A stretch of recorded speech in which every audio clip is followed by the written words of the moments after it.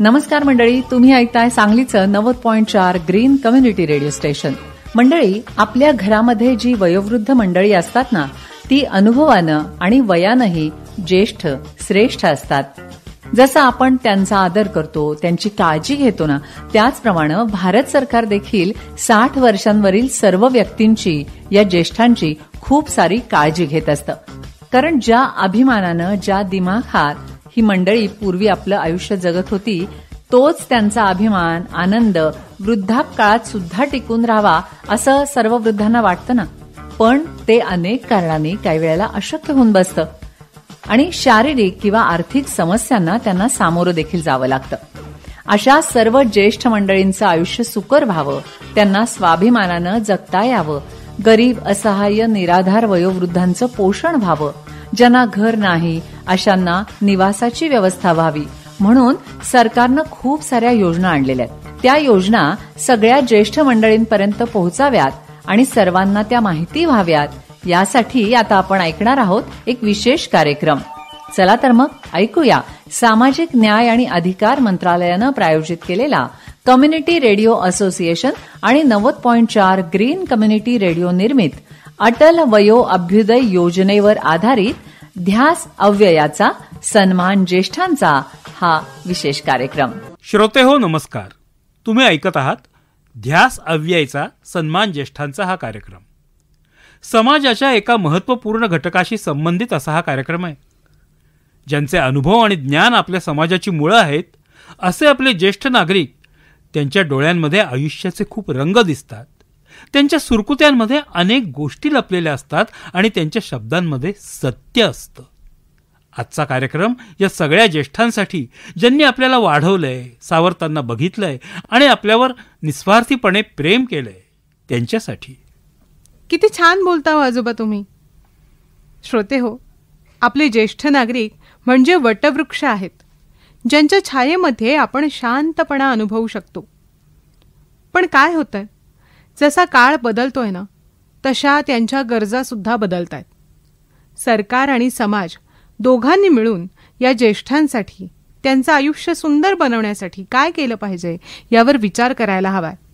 आता सरकारने तर ज्येष्ठांसाठी अनेक योजना सुरू केलेल्या आहेतच, त्यामुळे ज्येष्ठांचं आयुष्य खरंच सुकर होत आहे. या योजनांचा उद्देश फक्त ज्येष्ठांच्या समस्या दूर करणं एवढाच नाहीये, तर त्यांचं आयुष्य सन्मानानं आणि आनंदानं भरून टाकणं हा आहे. ज्येष्ठांची फक्त काळजी घेणं इतकीच बाब नाहीये. त्यांना हवा आहे आपलेपणा, सन्मान आणि आत्मनिर्भरता. या सगळ्या गोष्टी जपण्यासाठी कोणकोणत्या योजना राबवल्या जातात याबद्दल श्रोते हो तुम्हाला पुन्हा एकदा सांगतो. सुनिए सुनिए सुनिए, आज हम जानेंगे integrated programme for senior citizen IPSRC के बारे में. इस योजना के तहत सहायता कार्य करने के लिए एजेंसियां प्रदान की जाएंगी, जैसे राज्य, केंद्र शासित प्रदेश सरकारें, पंचायती राज संस्थान, स्थानीय निकाय और पात्र गैर सरकारी स्वैच्छिक संस्थान, जिससे हमारे बुजुर्गों के जीवन की गुणवत्ता में आएगा सुधार. इसके तहत वृद्ध जनों को आश्रय, भोजन, चिकित्सा देखभाल और एंटरटेनमेंट की सुविधा भी प्रदान की जाएगी. साथ ही उन्हें सक्रिय और उत्पादक बुढ़ापे के लिए प्रोत्साहित किया जाएगा, जिससे उनका जीवन मूल्य और बढ़े. जी हाँ, वरिष्ठ नागरिकों के घरों, महिलाओं के लिए वरिष्ठ नागरिकों के लिए घरों का रखरखाव, जिसमें सांसद आदर्श ग्राम योजना के तहत आने वाले घर भी शामिल हैं, जहां उन्हें निःशुल्क भोजन, आश्रय, देखभाल, मनोरंजन जैसी सुविधाएं दी जाएंगी. तो अब वरिष्ठ नागरिकों को मिला उनका सम्मान, जीवन होगा उनका आसान. हमारे बुजुर्ग, हमारा स्वाभिमान. CRA द्वारा निर्मित सामाजिक न्याय और अधिकारिता मंत्रालय के द्वारा जनहित में जारी. तर पहिली योजना आहे वरिष्ठ नागरिकांसाठीचा एकीकृत कार्यक्रम. ज्येष्ठांसाठीची दुसरी योजना म्हणजे आपला राष्ट्रीय हेल्पलाईन नंबर 14567. यावर फोन करून वरिष्ठ नागरिक आपल्या समस्या आणि आपल्या गरजा दोन्हींसाठी मदत मागू शकतात आणि मार्गदर्शन देखील मिळवू शकतात. तिसरी योजना देखभालकर्त्यांसाठीची. वरिष्ठ नागरिकांची देखभाल करण्यासाठीचं प्रशिक्षण या योजनेच्या माध्यमातून दिलं जातं. वरिष्ठांची काळजी घेण्यासंदर्भातलं कौशल्य आणि माहिती या प्रशिक्षणाच्या आधारे आपण मिळवू शकतो. अरे इतनी सुबह सुबह कौन है भाई? अरे बड़े बाबू, मेरे घर आप? क्या करूं सुखी भाई, रोज तुम्हारे साथ टहलता था, अब 10-15 दिन से तुम आ ही नहीं रहे. क्या कहूँ बड़े बाबू, अब चला ही नहीं जा रहा. उम्र भी बढ़ती जा रही है, जोड़ों के दर्द से चलना मुश्किल है. तो मेरे जैसे वॉकर क्यों नहीं ले लेते? साथ साथ टहलने का मजा फिर आ जाए. अरे बड़ा बाबू, हमारे पास इतने पैसे कहाँ कि हम भी ले लें अपना वॉकर. अरे काका, अब चिंता छोड़िए, राष्ट्रीय वयोश्री योजना से नाता जोड़िए. क्या है ये राष्ट्रीय वयोश्री योजना? अरे काका, हमारे भारत सरकार ने हमारे देश के 70% वृद्ध नागरिक जो आयु संबंधित विकलांगता का सामना कर रहे हैं, जो बीपीएल की श्रेणी में आते हैं या जिनकी मासिक आय 15,000 तक है, उन्हें जीवन सहायता उपकरण प्रदान करने का काम किया है, जिसमें चलने वाली छड़ी, बैसाखी, वॉकर, ट्राइपॉड छड़ी, सुनने की मशीन, कृत्रिम दांत और चश्मे, wheel chair, folding chair commode, knee belt, spine belt, neck belt, कमर का बेल्ट जैसे उपकरण फ्री में मिल रहे हैं. अच्छा, ऐसा क्या? हमें कैसे मिले और किसी को मिला है क्या? भारत सरकार ने सामाजिक न्याय और अधिकारिता मंत्रालय के तहत राष्ट्रीय वयोश्री योजना कृत्रिम अंग निर्माण निगम एलिम्को द्वारा देश भर में इस योजना द्वारा शिविर लगाकर 3,60,175 से ज्यादा वरिष्ठ जनों को उपकरण दिए हैं. इसके लिए आप शिविरों में आधार कार्ड, पैन कार्ड, राशन कार्ड, आय प्रमाण पत्र लेके जा सकते हैं. या अगर ऑनलाइन रजिस्ट्रेशन कराना है काका, तो आप socialjustice.gov.in पर विजिट करके ऑनलाइन रजिस्ट्रेशन करा सकते हैं. और सबसे सरल तो ये होगा कि आप एल्डर लाइन 14567 पर कॉल करें अभी. अरे वाह, कितनी अच्छी जानकारी दी तुमने. अब मैं भी लूंगा वॉकर और बड़े बाबू के साथ मैं भी सैर पे जाऊंगा. वयोश्री योजना का लाभ उठाएं, वृद्ध जनों का सम्मान उन्हें लौटाएं. सीआरए द्वारा निर्मित, सामाजिक न्याय और अधिकारिता मंत्रालय द्वारा जनहित में जारी. Senior care ageing growth engine ही चौथी योजना. तिच्या माध्यमातून वरिष्ठ नागरिकांसाठी आर्थिक आणि सामाजिक सुरक्षा प्रदान केली जाते. पाचवी योजना म्हणजे राष्ट्रीय वयोश्री योजना, जी वरिष्ठ नागरिकांना आर्थिक सहाय्य प्रदान करते. त्याचबरोबर मोतीबिंदूंच्या शस्त्रक्रियेसाठी वरिष्ठ नागरिकांना वेगळी मदत केली जाते. त्यांच्या पूर्ण पोषण अधिकारासंदर्भात सुद्धा आरोग्याच्या सुविधा वेगवेगळ्या जिल्ह्यांमध्ये प्रदान केल्या जातात. अशा अनेक योजनांविषयी आपण ऐकलं आणि पुढे सुद्धा ऐकत राहणार आहोत. श्रोते हो, या सर्व योजनांच्या माध्यमातून ज्येष्ठांचं आरोग्य मानसिक स्तरावर आणि भावनिक स्तरावर सुद्धा सुदृढ राहावं यासाठी प्रयत्न होतोय. खरंय, यासाठी गरजेचं आहे ते आपण पिढ्यापिढ्यांमधलं नातं दृढ करणं. जेव्हा तरुण वर्ग आणि ज्येष्ठ नागरिक एकत्र वेळ घालवतात ना, तेव्हा फक्त ज्येष्ठांनाच आनंद मिळतो असं नाही, तर तरुणांना सुद्धा ज्येष्ठांकडून अनेक अनुभव शिकता येतात. आणि शिकण्यासाठी वयाचं बंधन नसतंच, ज्येष्ठांना सुद्धा लागू आहे बरं का. हो ना लक्ष्मी, ज्येष्ठ सुद्धा त्यांच्या निवृत्तीनंतर अनेक नवीन कौशल्य शिकू शकतात, वाचन वाढवू शकतात, त्यांच्या आवडीचे ऑनलाईन कोर्सेस करू शकतात, जेणेकरून त्यांचं मानसिक स्वास्थ्य सुदृढ राहावं. खरंय, या सगळ्यासाठी प्रोत्साहन देणं आणि त्यांच्या वयाला अनुकूल असं वातावरण घरामध्ये निर्माण करणं, याकडे सुद्धा तरुणांनी लक्ष दिलं पाहिजे. त्यांच्यासाठी सुविधा दिल्या पाहिजेत, वातावरण सुरक्षित ठेवलं पाहिजे, म्हणजे कोणत्याही अडचणीशिवाय ते स्वतंत्रपणे आयुष्य जगू शकतील. लक्ष्मी, आपण रजत अर्थव्यवस्थेबद्दल बोललोय, हो आठवतंय ना? हो ना. ज्येष्ठांसाठी नवीन उद्योग आणि नवीन सेवा निर्माण करणाऱ्या उद्योजकांना आता प्रोत्साहन मिळतंय. आणि त्याचबरोबर वरिष्ठ नागरिकांना सुद्धा काम करण्यासाठीच्या वेगवेगळ्या संधी आता उपलब्ध होत आहेत. त्याचबरोबर आर्थिक साक्षरता ही सुद्धा खूप महत्वाची आहे. हो हो, आपण आपल्या कार्यक्रमांमधून सुद्धा अनेक पेन्शन योजनांची माहिती दिलेली आहे.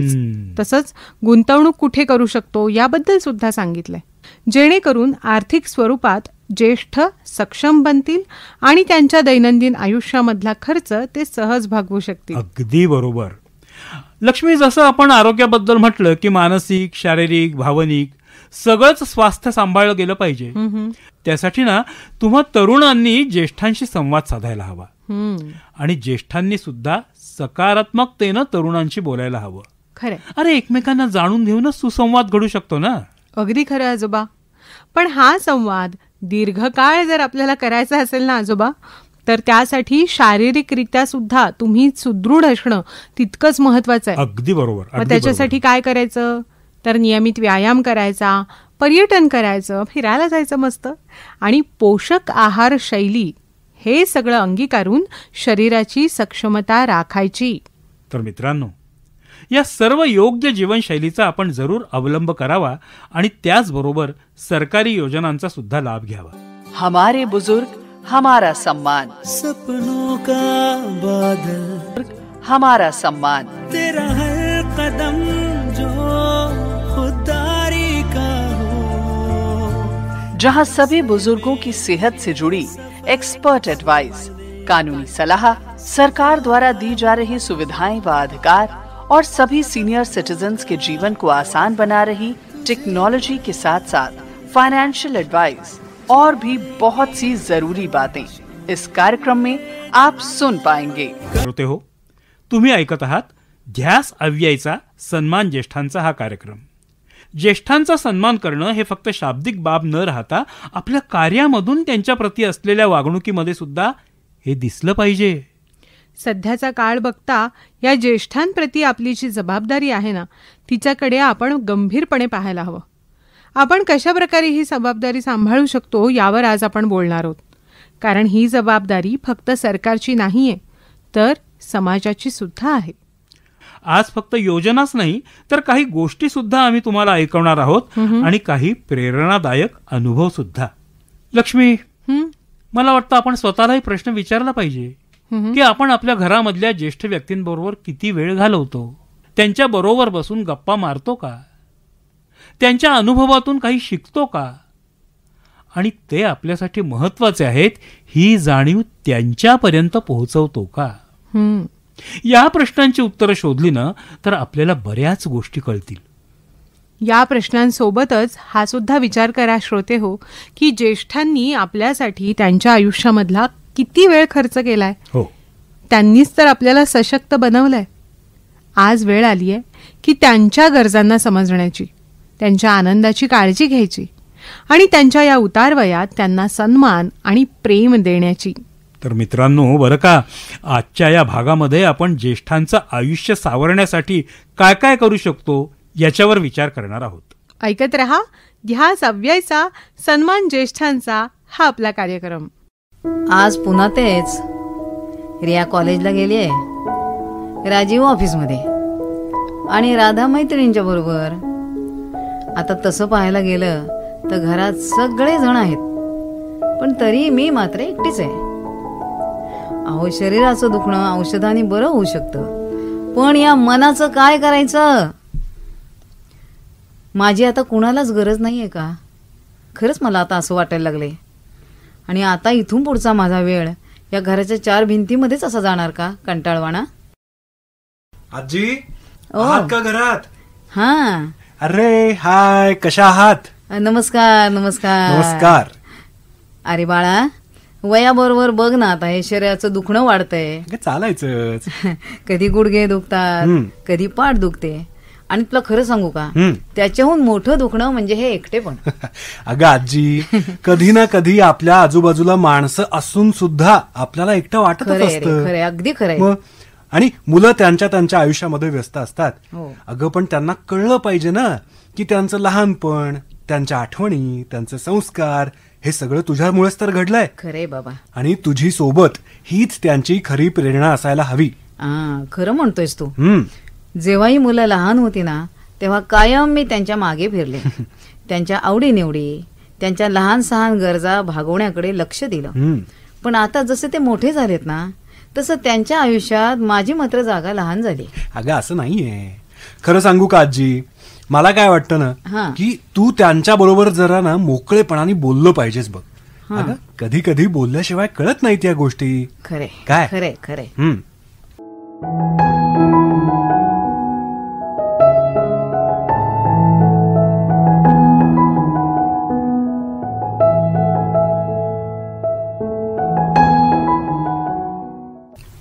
आई, तू एका गोष्टीकडे लक्ष दिलेस का ग?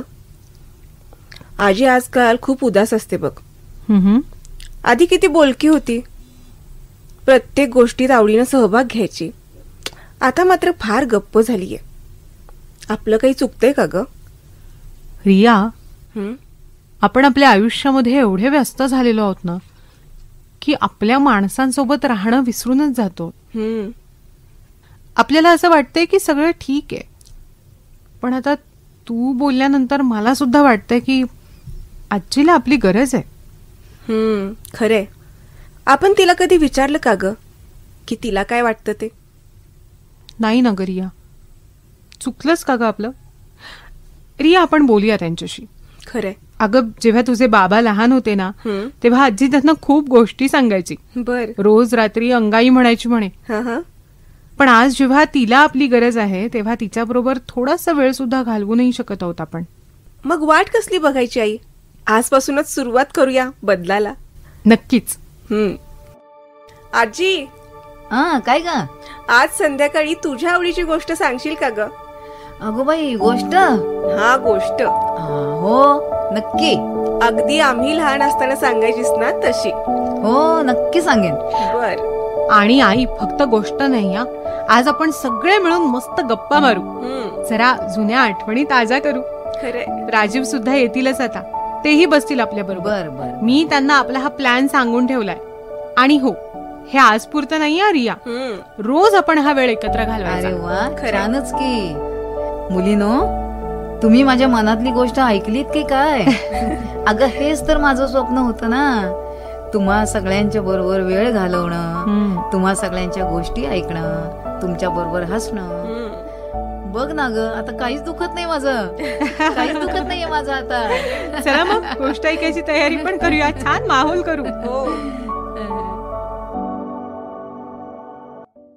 कितना अच्छा लगता है ना किसी की मदद करके. अगर मैं कहूं कि आपकी मदद के इंतजार में कोई है जो आपकी राह देख रहा है, वो हैं हमारे वृद्धजन. दोस्तों, आज वृद्धजनों की जरूरतों और उनके मदद के लिए होती लोगों की कमी को देखते हुए हमारे भारत सरकार ने आप जैसे युवाओं को जेरियाट्रिक केयर गिवर्स बनने का मौका दिया है. वो युवा या युवतियां जिन्हें लोगों की मदद कर, स्पेशली बुजुर्गों की मदद कर दिल में होती है खुशी, तो आप भी इसका लाभ उठा सकते हैं. ट्रेनिंग पाने के बाद आप बुजुर्गों की उचित देखभाल कर सकते हैं. उनकी डेली लाइफ और गैर डेली लाइफ पहलू के साथ साथ वरिष्ठ नागरिकों के कल्याण और उनकी संगति का भी ध्यान रख सकते हैं. अभी 3180 जेरियाट्रिक केयर गिवर्स को प्रशिक्षित किया जा चुका है. आप भी इसमें प्रशिक्षित हो सकते हैं और किसी के चेहरे की मुस्कान बन सकते हैं. अधिक जानकारी के लिए scw.dosje.gov.in पर अभी विजिट करें. CRA द्वारा निर्मित और सामाजिक न्याय और अधिकारिता मंत्रालय, भारत सरकार द्वारा जनहित में जारी. मित्रांनो, या ज्येष्ठ मंडळींना आनंद देण्यासाठी खूप मोठ्या मोठ्या गोष्टींची गरज नसते. अरे, लहान लहान गोष्टी सुद्धा पुरतात. फक्त आपला वेळ, प्रेम, माया आणि आदर त्यांना हवा असतो. एक कप चहा बरोबर त्यांच्या बरोबर केलेल्या गोष्टी त्यांना हव्या असतात. त्यांचे ऐकलेले अनुभव त्यांच्या चेहऱ्यावर हसू आणत असतात. बिलकुल. आणि याच गोष्टी ज्या आपल्याला लहान लहान वाटतात ना, साध्या वाटतात, पण त्या त्यांच्यासाठी अमूल्य असतात. आपल्या घरातले ज्येष्ठ फक्त आपल्या परिवाराचा इतिहास नाही आहेत बरं का, किंवा ते आपल्या परंपरांचे संरक्षक वगैरे सुद्धा नाहीत. ते आरसा आहेत आपल्या भविष्याचा. वा वा वा. त्यामध्ये ना आपण आपलं भविष्य पाहू शकतो. त्यांच्या गोष्टी, त्यांचं ज्ञान, हा सगळा खजिना आपण जेवढा समजून घेऊ तेवढे आपण समृद्ध होत जाऊ. अगदी खरं सांगतेस लक्ष्मी.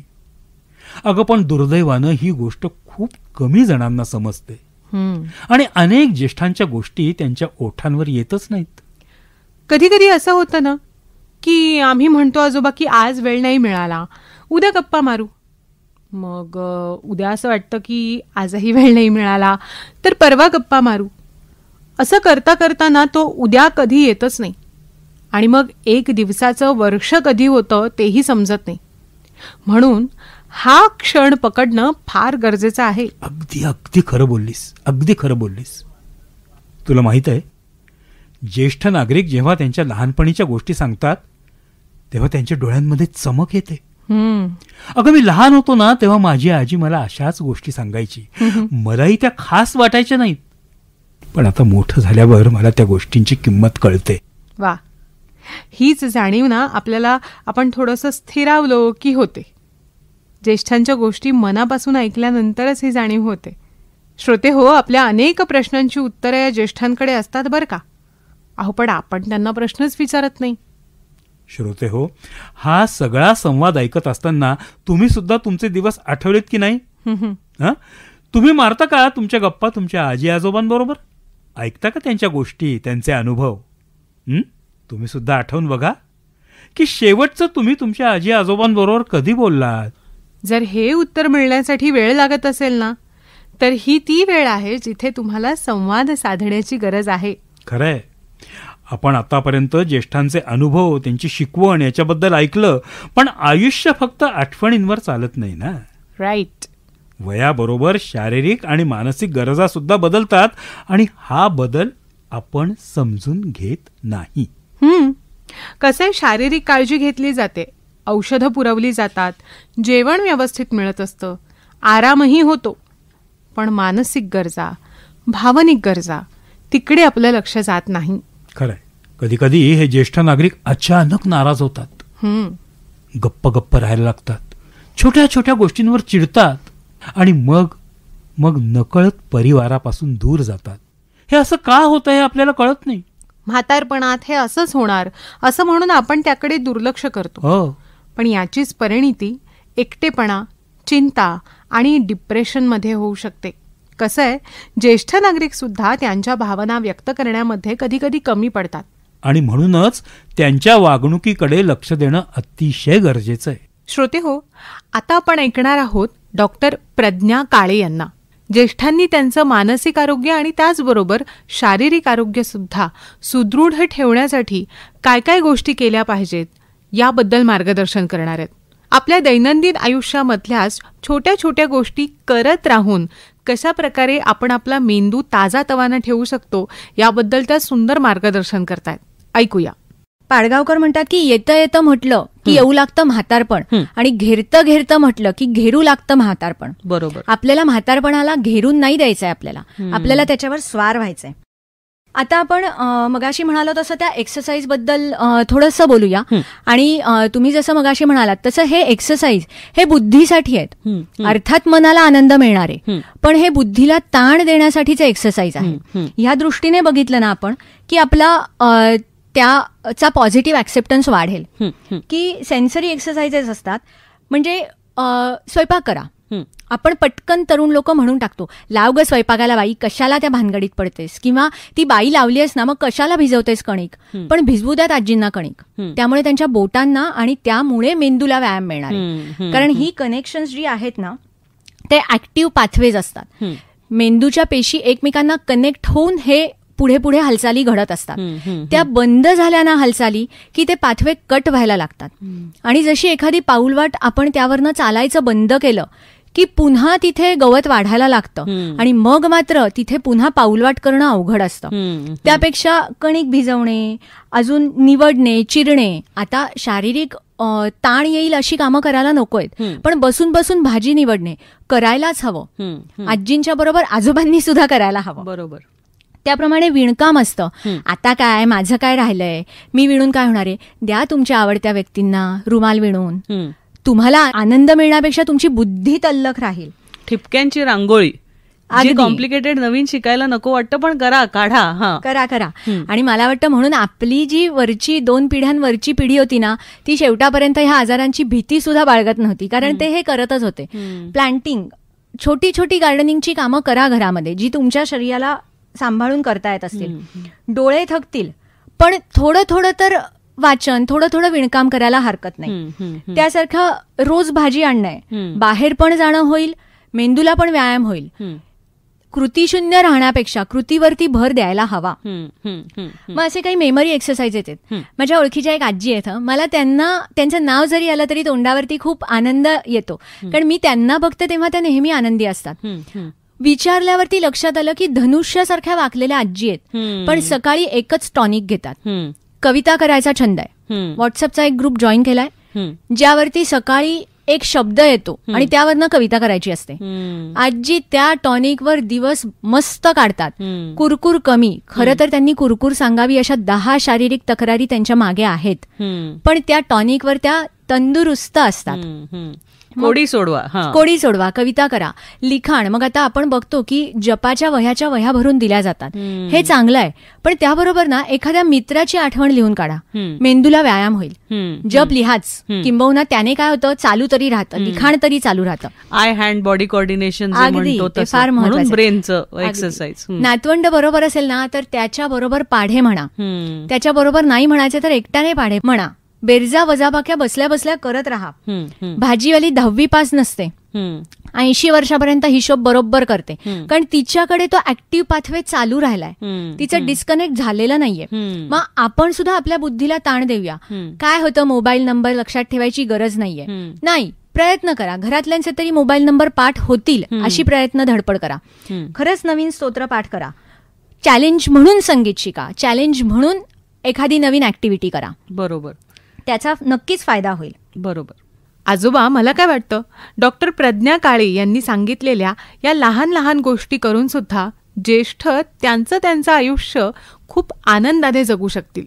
मित्रांनो, आपण आता जे ऐकलं त्यामुळे आपल्याला बऱ्याच गोष्टी लक्षात आल्या असतील. ज्येष्ठांचा एकटेपणा दूर करणं हे किती गरजेचं आहे हे सुद्धा समजलं असेल. आता प्रश्न हा आहे की आपण काय करणार आहोत. उत्तर फार सोपं आहे आजोबा. आपल्या दिवसातला थोडासा वेळ आपण त्यांच्यासाठी राखून ठेवूया, त्यांच्या प्रेमाची जाणीव ठेवूया आणि तेच प्रेम त्यांना पुन्हा देऊया. शाळा, कॉलेज, ऑफिस, मित्र मैत्रिणी, वीकेंड्स, या सगळ्यासाठी वेळ आहे आपल्याला, आहे ना. मग आवर्जून थोडासा वेळ आपल्या आजी आजोबांसाठी काढू ना. ते आपल्या सोबत तर आहेत, पण आपल्याशी मनापासून बांधलेले आहेत का हे तपासून बघूया. त्यात काही शंका वाटली तर त्यांना मदत करूया, त्यांच्या गोष्टी ऐकूया, त्यांना प्रतिसाद देऊया, छोट्या छोट्या गोष्टी त्यांना शिकवूया, त्यांच्या आठवणी गोळा करूया, नकारात्मक विचारांपासून त्यांना दूर ठेवूया, त्यांच्या गोष्टी लिहून काढूया आणि त्यांच्या स्वास्थ्याची सुद्धा काळजी घेऊया. वेळोवेळी त्यांची तपासणी करून घेऊया. हे आपल्या सगळ्यांसाठीच खूप फायदेशीर ठरेल. त्याचबरोबर त्यांच्याबरोबर व्यायाम सुद्धा करूया. या सगळ्यामुळे त्यांचं शारीरिक, मानसिक आणि भावनिक स्वास्थ्य सुदृढ राहील. अरे, त्यांच्या राहिलेल्या इच्छा पूर्ण करण्यासाठी आपण त्यांना मदत करू. हो ना. त्यांचे छंद जोपासायला मदत करू, त्यांच्या आवडीनवडी विचारू, पुस्तक वाचन, संगीत ऐकणं, चित्र काढणं किंवा अगदी कॉम्प्युटर सुद्धा शिकणं, यापैकी अनेक गोष्टी त्यांना आपण मिळवून देऊ शकतो. खरंय. त्यांच्यासोबत आपण त्यात एन्जॉय करू शकतो. आपण त्यांच्याबरोबर जेवूया, गप्पा मारूया. कशी आहेस आजी एवढं जरी विचारलं ना तरीही त्यांच्या चेहऱ्यावर हसू येईल, ही जाणीव तुम्हाला होऊ द्या. तुम्ही तुमच्या शेजारी, आपल्या आजूबाजूच्या समाजात सुद्धा हा विचार पसरवा. त्यांच्याकडे बघून एक क्षण त्यांच्यासाठी, त्यांचा हात पकडण्यासाठी आपण थांबूया. एवढ्यानेच त्यांचा दिवस साजरा होईल. आणि कसं आहे, तुमच्या घरामध्ये कोणी ज्येष्ठ नागरिक नसतील तरी तुमच्या आजूबाजूला असतील ना. हो ना. त्यांच्याबरोबर गप्पा मारायला जा. कुणी रोखलंय तुम्हाला? त्यांच्याबरोबर कधीतरी 1 कप चहा पिऊ शकता, त्यांच्या तब्येतीची चौकशी करू शकता, छोट्या छोट्या क्षणांमधून त्यांना आनंद देऊ शकता. या छोट्या आनंदांमधून त्यांचा जो मोठा आशीर्वाद मिळेल ना, तो सुद्धा तुम्हाला खूप प्रेरणा, प्रेम आणि विश्वास देऊन जाईल. अरे, आपलेपणाची भावना ही प्रेमाची भावना आपल्या समाजालाच पोषक समाज बनवेल. जोपर्यंत आपण आपल्या ज्येष्ठांना सांभाळत राहू तोपर्यंत आपल्या पुढच्या पिढ्या विचारी आणि विवेकी राहतील. नाती फक्त रक्तानं निर्माण होत नाहीत, ती मनानं निर्माण होतात. श्रोतेहो, आज वेळ झाली आहे इथेच थांबण्याची. मी लक्ष्मी आणि माझ्याबरोबर भरत आजोबा ध्यास अव्यायचा सन्मान ज्येष्ठांचा या आजच्या विशेष कार्यक्रमातून तुमची इथेच रजा घेतोय. पुन्हा भेटूया पुढच्या भागांमध्ये. तोपर्यंत नमस्कार.